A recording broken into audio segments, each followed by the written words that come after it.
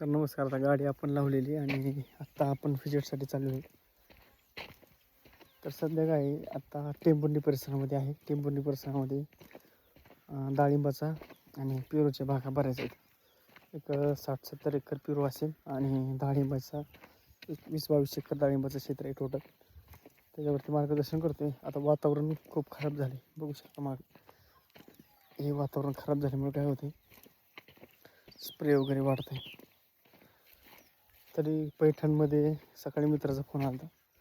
पैठणमध्ये खूप नुकसान झाले पैठणमध्ये, कारण गारपीट एवढी झाली की त्याच्यामध्ये त्यांचं डाळिंबाचं खूप नुकसान झालं आहे. ते बोलत होते शेतकरी रडत होते फार, म्हणजे एवढं नुकसान झालं.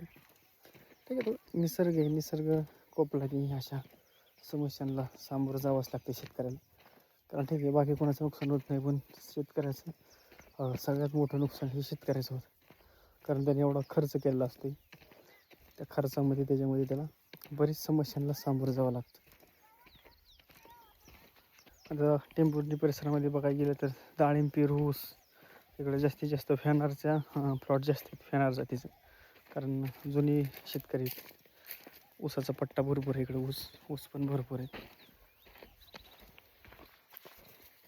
बघू शकता सगळीकडे असं ऊसाचा पट्टा भरपूर आहे.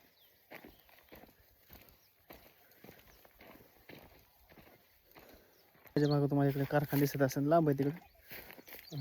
हा जो कारखाना आहे खूप मोठा कारखाना आहे. सापाटण्यामधील कारखाना आहे. टेंभुर्णीच्या अलीकडे हे कोरडवाडी, कोरडवाडी रोड येते. टेंभुर्णी ते कोरडवाडी रोड.